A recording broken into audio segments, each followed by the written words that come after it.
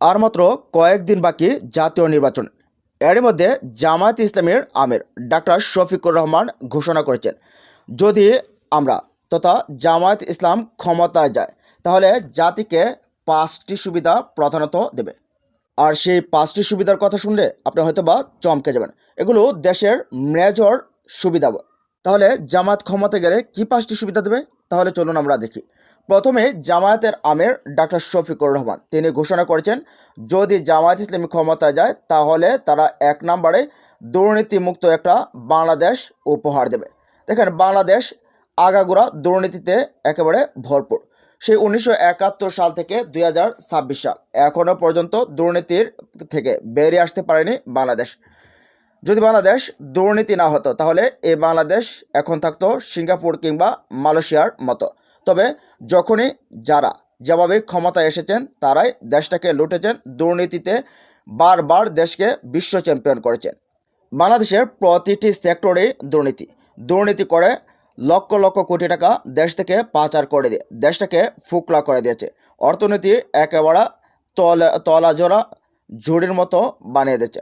তো জামায়াত আমির ঘোষণা করেছেন, যদি আমরা ক্ষমতায় যাই তাহলে দুর্নীতিমুক্ত একটা বাংলাদেশ উপহার দেব। আমরা নিজেরা দুর্নীতি করব না, এমনকি জাতির ভেতরে কাউকে দুর্নীতি করতে দেবো না। কোনো অফিস আদালতে কোনো জায়গায় দুর্নীতির ছিটেফোঁটাও আমরা রাখবো না। তো জামায়াতের সেটা অতীত অভিজ্ঞতাও রয়েছে। জোট সরকারের আমলে জামায়াতের 2জন মন্ত্রী ছিলেন, আলী হাসান মুজাহিদ এবং মাওলানা মতিউর রহমান নিজামী। তারা 3টা মন্ত্রণালয়ের দায়িত্ব পালন করেছিলেন। যখন তাদের দায়িত্বের মেয়াদ শেষ হয়, ক্ষমতার মেয়াদ শেষ হয়, তখন 111 সরকার আসে।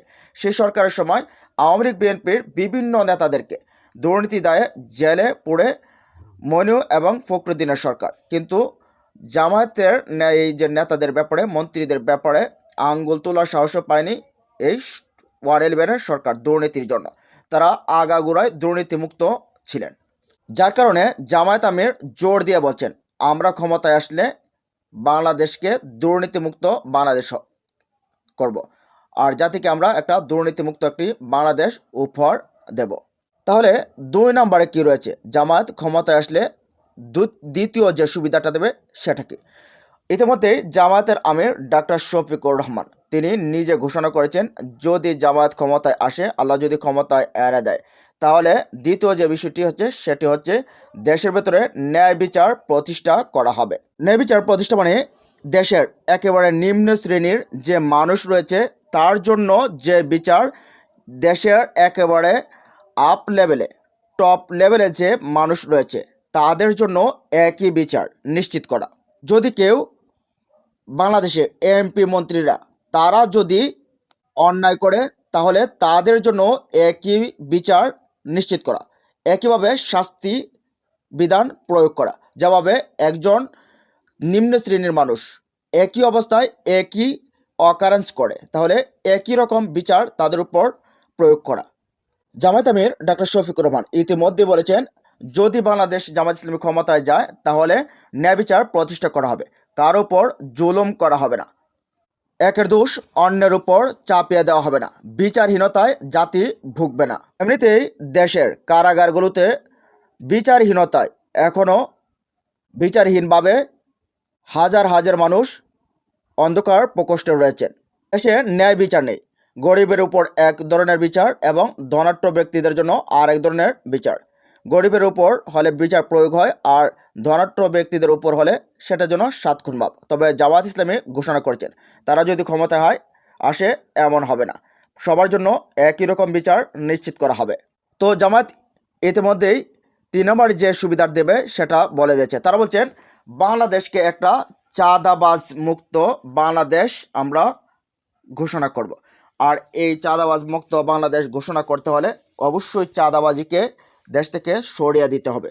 দেখেন, শেখ হাসিনার সময় চাঁদাবাজির অভাব ছিল না, এবং 5 আগস্টের পর আবারও নতুন একটি দল চাঁদাবাজির একটা অভয়ারণ্যতে পরিণত করেছে দেশটাকে।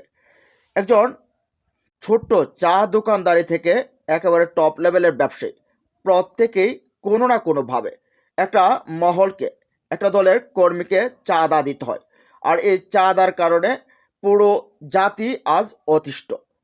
ব্যবসায়ীরা ঠিকভাবে ব্যবসা করতে পারতেছে না এই চাঁদার জন্য। এমনকি চাঁদাবাজরা মসজিদের জায়গায় এবং কি কবরস্থানের কাছ থেকে পর্যন্ত চাঁদা নিচ্ছে। কবরস্থানের যে জায়গা রয়েছে সেখান থেকে পর্যন্ত চাঁদা নিচ্ছে। যে বিভিন্ন যে কবরস্থানগুলো রয়েছে শহরের সেখান থেকেও তারা চাঁদা নিচ্ছে। তো জামাত ইসলাম বলছে যে যদি আমরা ক্ষমতায় আসি, আল্লাহ যদি ক্ষমতায় দেয়, তাহলে আমরা চাঁদাবাজ মুক্ত একটি দেশ জাতিকে উপহার দিতে চাই। তো জামাতের 4 নম্বর সুবিধাটা আরও ইন্টারেস্টিং। সেটা হচ্ছে যে দেশকে বেকার মুক্ত করা, যুবকদেরকে চাকরি ধরিয়ে দেওয়া। যেখানে বিএনপির ভারপ্রাপ্ত চেয়ারম্যান বর্তমান চেয়ারম্যান তারেক রহমান তিনি ঘোষণা দিয়েছেন যদি বিএনপি ক্ষমতায় আসে তাহলে তারা যুবকদেরকে বেকার ভাতা দেবে। আর এই বেকার ভাতা হবে বড় ধরনের অকারেন্সের কারণ। আরও মাদকের দিকে ঢুকবে, আরও মাদকাসক্ত হবে, দেশের ভেতরে অন্যায় বাড়বে। যখন জাতি বেকারত্ব ভেতরে ইনকামের একটা সুবিধা পেয়ে যাবে, এখান থেকে যখন তারা আয়ের সুবিধা পাবে বা চলার মতো অবস্থা হবে, তখন তারা কাজের দিকে যাবে না। দেশকে একটা কর্মহীন জাতি তৈরি করা হবে এবং বিভিন্ন অকারেন্স করা হবে। তো এরই জন্যে জামায়াতের আমির ডক্টর শফিকুর রহমান বলছেন আমরা এমনটা বলছি না, আমরা বলছি যদি আমরা ক্ষমতায় যাই, জামাত যদি ক্ষমতায় যায়, তাহলে যুবকদের হাতে চাকরি ধরিয়ে দেওয়া হবে যাতে করে পরিবার নিয়ে সুন্দরভাবে চলতে পারে, নিজেদেরকে প্রতিষ্ঠিত করতে পারে। শিক্ষা অর্জন করার পর, শিক্ষার কার্যক্রম শেষ করার পরে তাদেরকে চাকরি ধরিয়ে দেওয়া হবে। চাকরির জন্য ঘুষ দিয়ে দাঁড়ে দাঁড়ে ঘুরতে হবে না। আচ্ছা, তাহলে জামাতের 5 নম্বর সুবিধাটা কি? এই সুবিধাটা হচ্ছে নারীদের জন্য। হ্যাঁ, নারীদের জন্য জামাতের আমির ডাক্তার শফিকুর রহমান তিনি বলছেন যদি জামাত ক্ষমতায় যায় তাহলে নারীদের, বিশেষ করে মায়েদের কর্মঘণ্টা 5 ঘন্টাতে আনা হবে। আর এরপর বিভিন্ন ধরনের সমালোচনা হয়েছে। কেন ডাক্তার শফিকুর রহমান নারীদের জন্য, বিশেষ করে মায়েদের জন্য 5 ঘন্টা কর্মঘণ্টা ঘোষণা করলো? তাহলে এর ব্যয়ভার আর যে আরও 3 ঘন্টা রয়েছে সেটার যে বেতন রয়েছে সেই টাকাটা, অতিরিক্ত টাকাটা কে দেবে? এটার জন্য সুন্দর একটা সমাধানের কথা বলে দিয়েছেন ডাক্তার শফিকুর রহমান। তিনি বলছেন যারা এই মায়েরা রয়েছে তারা 5 ঘন্টা কাজ করবে, আর এখানে আরও 3 ঘন্টার জন্য বরঞ্চ আরেকটা মানুষ সেখানে কর্মজীবী হওয়ার সুযোগ পাচ্ছে। দেশের ভেতরে বরঞ্চ নারীদের অংশগ্রহণের আরও বেশি সুযোগ হচ্ছে। নারীরা এমনিতেই এত 8 ঘন্টা কাজ করেও ফ্যামিলিতে সহযোগিতা করতে হয়, বাচ্চা কাচ্চাকে লালন পালন করতে হয়, তারপর পরিবারের খোঁজখবর রাখতে হয়, পরিবারের ভালো মন্দ দেখতে হয়। এই কারণে সবগুলো নিয়ে নারীরা আসলে পেরে ওঠে না।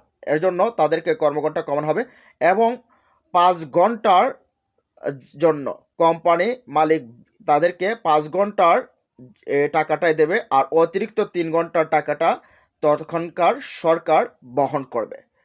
তো প্রিয় দর্শক, এই যে জামাত ইসলামের 5টি সুবিধা জাতিকে দেবে, এই সুবিধাগুলো পেলে জাতি আসলেই কি বর্তমান অবস্থা থেকে উত্তীর্ণ হবে কিনা, এমনকি জামাত ক্ষমতায় আসলে এটা বাস্তবায়ন করবে কিনা, জানিয়ে দিন কমেন্ট বক্সে। ভালো থাকুন, সুস্থ থাকুন, আল্লাহ হাফেজ।